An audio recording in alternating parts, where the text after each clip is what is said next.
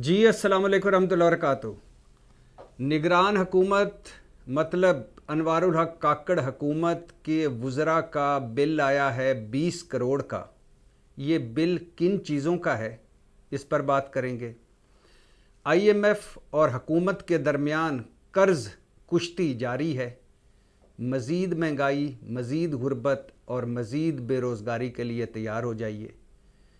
क्या क्या हो रहा है, इस पर बात करेंगे। और डॉन अखबार की एक रिपोर्ट है कि मुस्लिम लीग नून कुछ आउटसाइडर्स को सेनेटर बनवाना चाहती है।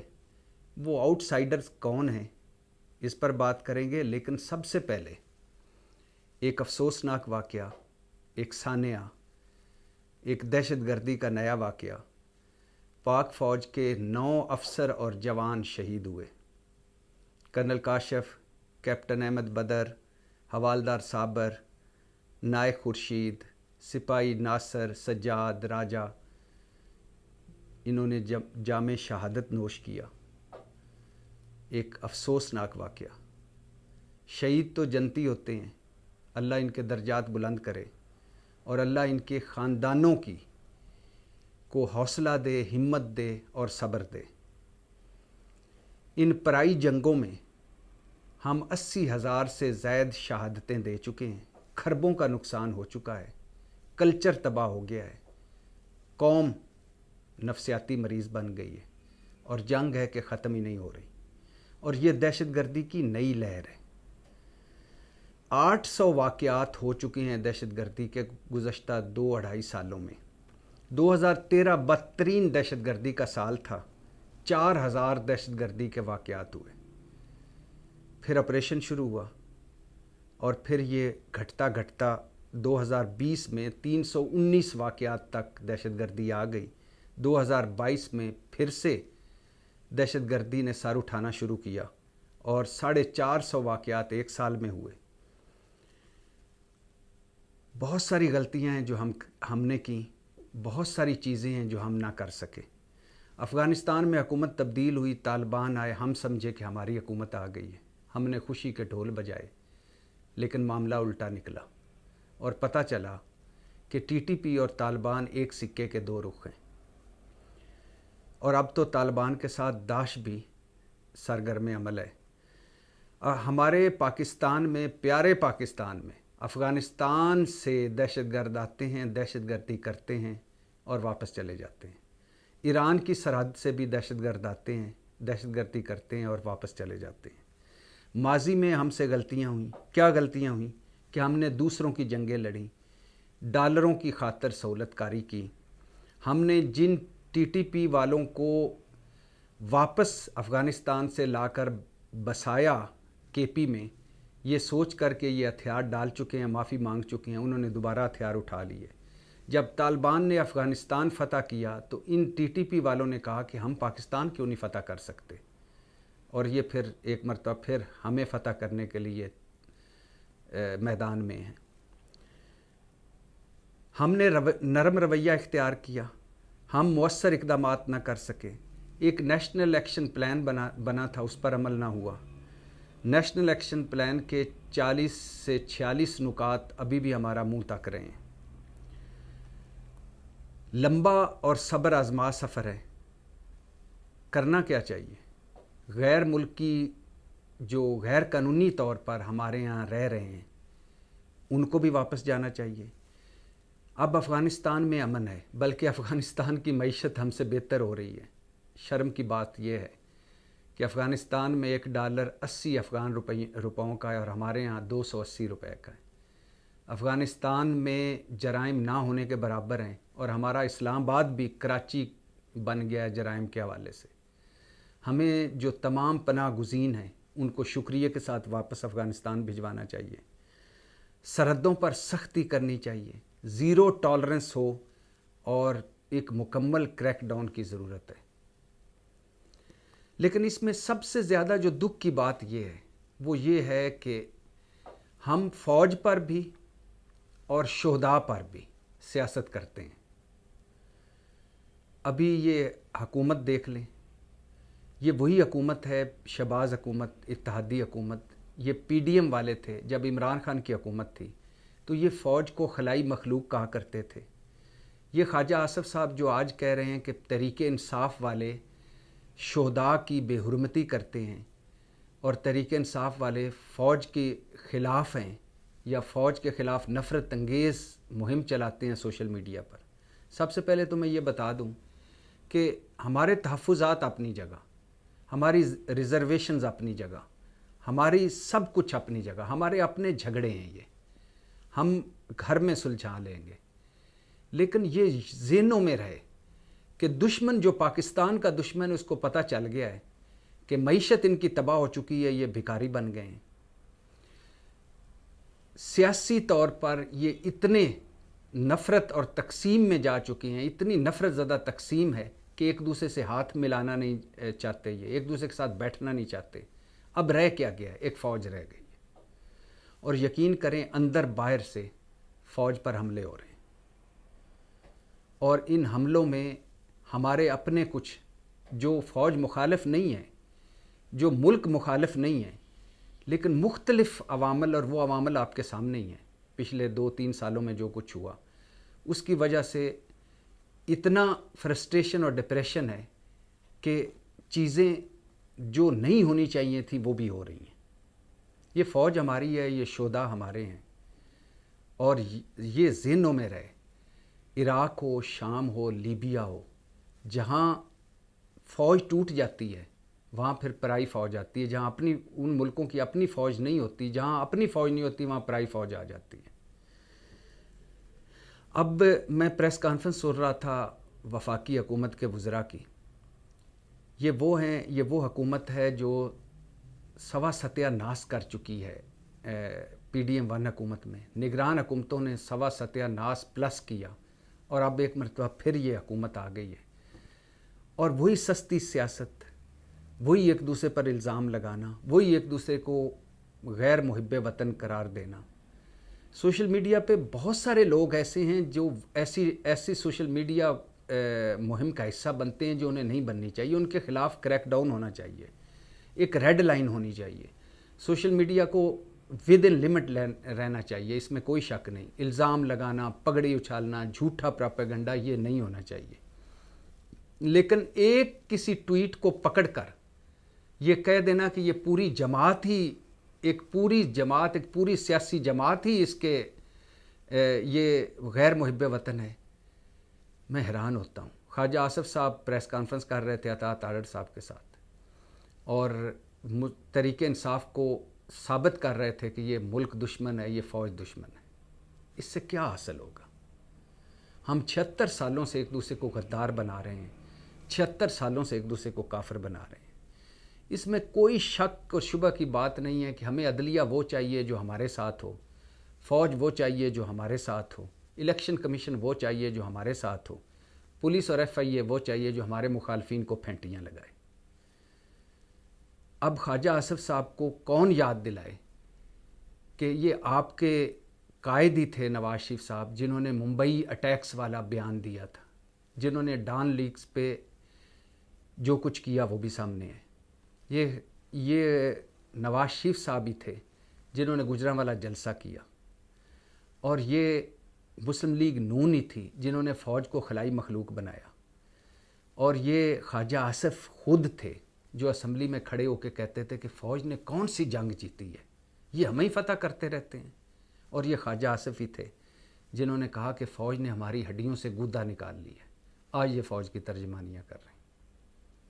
بھائی جان، فوج کو آپ کی ترجمانیوں کی ضرورت نہیں ہے، فوج ہم سب کی ہے، ہم سارے فوج ہیں، 25 کروڑ فوج ہیں۔ جب دشمن سامنے ہوگا، جب اس ملک کا معاملہ آئے گا تو ہم فوج کے شانہ بشانہ ہمیشہ لڑیں اور لڑیں گے۔ آپ مہربانی کریں، آپ اپنے وعدوں، اپنے داموں، اپنے نعروں پر فوکس کریں، گورننس پہ فوکس کریں، پرفارمنس پہ فوکس کریں۔ ہر تیسری بات پہ آپ 9 مئی لے آتے ہیں۔ 9 مئی کے ملزم جو ہیں وہ عدالتوں میں ہیں، عدالتیں ان کا فیصلہ کریں گی۔ ریاست اتنی کمزور نہیں ہے کہ آپ کی ترجمانی کی ضرورت پڑ جائے ان کو۔ ریاست اب جس نے کوئی جرم کیا ہو اس کی سزا دلوائے گی۔ آپ مہربانی کریں، آپ ترجمانیاں نہ کریں۔ اور وہ بھی جھوٹے منہ ترجمانیاں. آپ کو ایک مرتبہ پھر فارم 47 نے یہ چانس دیا ہے کہ حکومت بنائیں. اب آپ اپنے وعدے پورے کریں. اب آپ سستی بجلی دیں جو آپ نے وعدہ کیا تھا. اب آپ تنخواہیں ڈبل کریں جو آپ نے اور پیپلز پارٹی نے وعدہ کیا تھا. اب آپ 1 کروڑ نوکریاں دیں. اب آپ مہنگائی، بے روزگاری اور غربت سے جان چھڑائیں. دکھ ہوتا ہے، تکلیف ہوتا ہے. کوئی بھی شہداء کی بے حرمتی کرے وہ قابل مذمت ہے، افسوسناک ہے اور شرمناک ہے. کوئی بھی ادارے پر، پورے فوج پر حملہ کرے وہ افسوسناک ہے اور شرمناک ہے. لیکن کوئی بھی اپنی سیاست کے لیے، اپنے پاؤ بھر گوشت کے لیے پورا بکرا ذبح کرے، پریس کانفرنسیں کرے، اور دوسری پارٹی کو جب میدان میں، سیاسی میدان میں اس کا مقابلہ نہ ہو پائے تو اس کو غدار اور غیر محب وطن ثابت کرے، وہ بھی افسوسناک اور شرمناک ہے. جو سوشل میڈیا پہ اس طرح کی مہم چلاتا ہے اس کے خلاف آپ کارروائی کریں، لیکن مہربانی کریں کچھ چیزوں کو پاکستان پر، فوج پر یا شہداء پر کم از کم سیاست نہ کریں. ہم ایک نئی دہشت گردی کی جنگ میں ہیں، نئی دہشت گردی کی لہر ہے. اللہ کرے کہ معاشی بحران، سیاسی بحران اور یہ دہشت گردی والا بحران یہ حل ہو سکے، ہم آگے بڑھ سکیں. جہاں حکومت کی ایک ہی کوشش ہے کہ مخالف سیاسی پارٹی جو جیت گئی تھی الیکشن میں اس کو اب نیچا دکھانا ہے، اس کو ختم کرنا ہے کسی نہ کسی طرح. وہاں دوسری طرف ابھی نگران حکومتیں جو ختم ہوئی ہیں، جو غیر آئینی حکومتیں تھیں نگران حکومتیں، کیونکہ 90 دن سے زیادہ کی تھیں، جو متنازع ترین نگران حکومتیں تھیں، جو جانبدار ترین نگران حکومتیں تھیں، ان نگران حکومتوں کے صرف وفاقی وزراء کا بل 20 کروڑ آیا ہے. کہنے کو یہ 20 کروڑ بڑا تھوڑا ہے، چھوٹا ہے تھوڑے سے. جہاں اربوں کی کرپشن ہو رہی ہو، جہاں اربوں کی چوری اور کرپشن ہو رہی ہو، جہاں ڈاکے پڑ رہے ہیں، وہاں 20 کروڑ کی کیا اہمیت. لیکن صرف بتانا یہ ہے کہ جب نگران حکومتیں آ کر دوروں پہ، غیر ملکی دوروں پر، تنخواہوں پر، الاؤنسوں پر اور ہاؤس رینٹوں پر 20 کروڑ خرچ کے پتلی گلی سے نکل جائے اور اس ملک کو ایک سیاسی بحران میں بھی دھکیل جائے، وہاں کیا کہا جا سکتا ہے؟ افسوس ہی کیا جا سکتا ہے.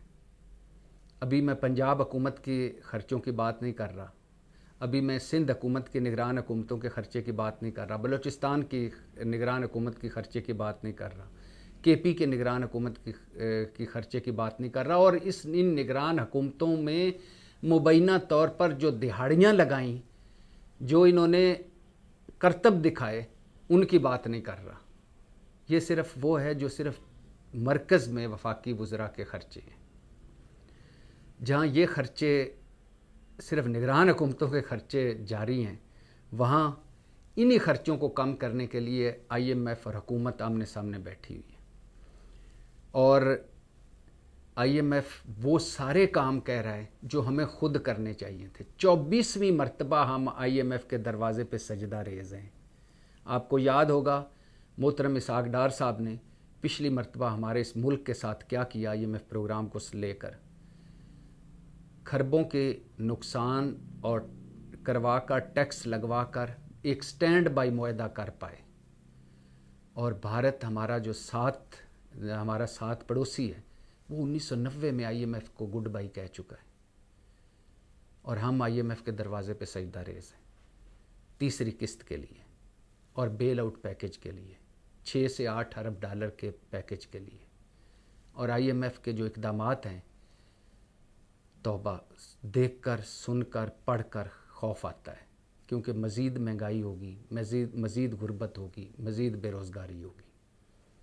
بجلی کی قیمتیں بڑھ چکی ہیں، گیس کی قیمتیں بڑھ رہی ہیں. یقین کریں میرا بس چلے تو میں مسلم لیگی اور پیپلز پارٹی والے ان لوگوں کو قومی مجرم ڈکلیئر کروں جنہوں نے نجی بجلی گھروں سے مہنگے ترین معاہدے کیے، اور آج ہم 100 روپے میں 80 روپے ان کو واپس کر دیتے ہیں اور باقی خرچے ہی خرچے ہیں. اور میرا بس چلے تو اس شخص کو قومی مجرم ڈکلیئر کروں جس نے گیس، پوری دنیا میں گیس صنعتوں کے لیے ہوتی ہے، انہوں نے گھروں میں کنیکشن لگائے اور سی این جی اسٹیشنوں کی بھرمار کر دی. اب گیس بھی ختم ہو رہی ہے. اور سنا جا رہا ہے کہ سندھ میں ساحل سمندر پر اور بہت ساری جگہوں پر گیس ہے، تیل ہے، کئی کنویں کھود کر اوپر سے بند کر دیے گئے ہیں۔ سمجھ نہیں آتی کہ ہم اپنے جو زیر زمین زر ہمارا پڑا ہوا ہے، دولت پڑی ہوئی ہے، اس کو کیسے کون نکالے گا اور اس کو کون ملک کے لیے استعمال کرے گا۔ ہمیں بتایا گیا کہ $6 ٹریلین کے ہمارے نیچے ذخائر ہیں، معدنی ذخائر ہیں۔ پتہ نہیں وہ ان کا کیا بنے گا، کب ہم ان کو اپنے استعمال میں لا سکیں گے۔ تو IMF کا جہاں پروگرام جاری ہے وہاں پیپلز پارٹی اور مسلم لیگ نون آمنے سامنے ہے۔ پیپلز پارٹی نجکاری نہیں چاہتی، مسلم لیگ نون نجکاری چاہتی ہے، جو خسارے والے سرکاری ادارے ہیں، اور PIA کی نجکاری سب سے پہلے ہونے والی ہے، اور پیپلز پارٹی نے کہا ہے کہ ہم PIA کی نجکاری کے حق میں نہیں۔ میں اس حق میں ہوں کہ یہ 200 سرکاری ادارے جو خسارے میں ہیں، جن میں سالانہ ہم 1100 سے 1400 ارب روپے ڈال دیتے ہیں ان کو تنخواہوں کے لیے، یہ اب حکومت سے چل نہیں پا رہے۔ سٹیل مل بند ہے، کئی سالوں سے تنخواہیں جا رہی ہیں، ریلوے خسارے میں ہیں، پینشن اور تنخواہوں کا انبار ہے، اور اسی طرح 200 ادارے جو خسارے ہیں، جو کبھی سونا اگلتے تھے، انہی کی نااہلیوں کی وجہ سے وہ خسارے میں گئے۔ اب یہ نجکاری ان کی ہونی چاہیے، لیکن یہ کیسے نجکاری ہوگی اور IMF کی شرائط پہ کیسے عمل ہوگا، یہ ایک پل صراط ہے۔ جہاں ایک طرف ہم معاشی بحران پر لگے ہوئے ہیں، وہاں دوسری طرف ہماری سیاست کیا کہوں، کوئی چیز سیدھی نہیں ہے۔ ابھی ڈان اخبار کی ایک رپورٹ آئی ہے کہ مقتدرہ کے حکم پر آؤٹ سائڈر کون ہے؟ محسن نقوی، فیصل وارڈا، اورنگزیب صاحب جو وزیر خزانہ ہیں، اور بہت سارے جو آزاد ہیں، ان کو چونکہ منتخب کرانا ہے، اس لیے مسلم لیگ نون نے اپنے امیدواروں سے درخواستیں ہی نہیں لی۔ سینٹ دنیا بھر میں دیکھیں، پوری دنیا میں دیکھیں، سینٹ مطلب ایوان بالا تھنک ٹینک ہوتا ہے کسی بھی ملک کا، معاشرے کا، بڑے بیٹھتے ہیں وہاں اور ملک کے مسائل کا حل سوچتے ہیں۔ ہمارا سینٹ، شاہد خاقان عباسی کہتے ہیں کہ آدھے سے زیادہ لوگ پیسے دے کر سینیٹر بنتے ہیں، اور باقی آدھے جو ہیں ان میں سے کچھ کو نکال کر باقی سارے مافیاز کے ایجنٹ ہوتے ہیں۔ کوئی ریئل اسٹیٹ مافیا کا ایجنٹ، کوئی سیمنٹ والے مافیا کا ایجنٹ، کوئی صنعتوں والے مافیا کا ایجنٹ، وہ اپنے مافیاز کے مفادات کا تحفظ کرتے ہیں۔ ہمارا یہ نظام بدبودار ہو چکا ہے، روز ایکسپوز ہوتا ہے۔ یعنی آپ شروع سے لے لیں، MP MN بننا پیسہ، اسمبلیوں میں جا کے وزیر، قائمہ کمیٹیوں کا چیئرمین بننا مبینہ طور پر پیسہ، ہر جگہ نہیں، سب جگہ نہیں، لیکن بہت ساری جگہوں پہ، اوپر وزیر، اوپر ڈپٹی اسپیکر، اوپر اسپیکر، اوپر چیئرمین سینٹ، اور پھر اوپر سینیٹرز، سارے کے سارے سیاسی رشوتیں اور باقی رشوتیں، اور پھر کہتے ہیں کہ ہمارے مسائل حل کیوں نہیں ہو پا رہے۔ کیسے ہو پائیں گے ہمارے مسائل حل جب مسائل حل کرنے والے ہی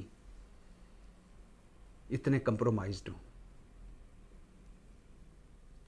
عمران خان کے حوالے سے علی امین گنڈا پور نے کہا ہے کہ عمران خان سب سے زیادہ فکر مند ہے کہ یہ جو سلیکٹڈ حکومت ہے، جو الیکٹڈ نہیں ہے، یہ حکومت معیشت کو مزید ڈبو دے گی، یہ حکومت کچھ بھی نہیں کر پائے گی۔ اور اب لگ بھی ایسا رہا ہے کہ اس حکومت کے پاس کچھ بھی نہیں ہے، نہ اس حکومت پر کوئی دنیا ٹرسٹ کر رہی ہے، نہ اس حکومت کو کوئی دنیا منہ لگا رہی ہے۔ ہمارے جو دوست ممالک تھے، میں بتا چکا ہوں، دوست ممالک جو تھے، وہ بھی انہوں نے جو پیسے ہمارے اسٹیٹ بینک میں رکھوائے ہوئے ہیں، جو ہم خرچ نہیں سکتے، وہ بھی سود پر رکھوائے ہوئے ہیں کہ اس کے سود آپ ہمیں دیں گے۔ اگر ہم نے 100 روپیہ رکھوایا ہے تو اس پہ ہمیں 5 روپیہ آپ یا 4 روپے یا 10 روپے سود دیں گے، اور پیسے خرچیں گے بھی نہیں۔ ایک آخری امید ہے سرمایہ کاری کونسل، جو سرمایہ کاری لائے گی، اس کے حوالے سے بڑی تجاویز سامنے آ رہی ہیں، مانیٹرنگ یونٹ بن رہے ہیں، کمیٹیاں بن رہی ہیں، معاشی بحالی کا پروگرام جاری ہے، اور یہ سارے کا سارا فوج کر رہی ہے۔ حکومت صرف ایک اپوزیشن کو نیچا دکھا رہی ہے، سیاسی بیانات دے رہی ہے اور آنیاں جانیاں کر رہی ہے۔ پتہ نہیں کہ اس ملک کا ریورس گیئر کب رکے گا، کب ہم ریورس آگے بڑھنا چھوڑیں، پیچھے ہٹنا کب ہمارا رکے گا۔ اللہ ہم پہ رحم کرے، فضل کرے، اللہ ہم پہ ترس کھا کے کوئی فضل کر لے، ورنہ یہ لوگ جو مسائل ہیں، اصل دکھ یہ ہے کہ جو مسائل ہیں وہی مسائل حل کرنے میں لگے ہوئے ہیں۔ پاکستان زندہ باد۔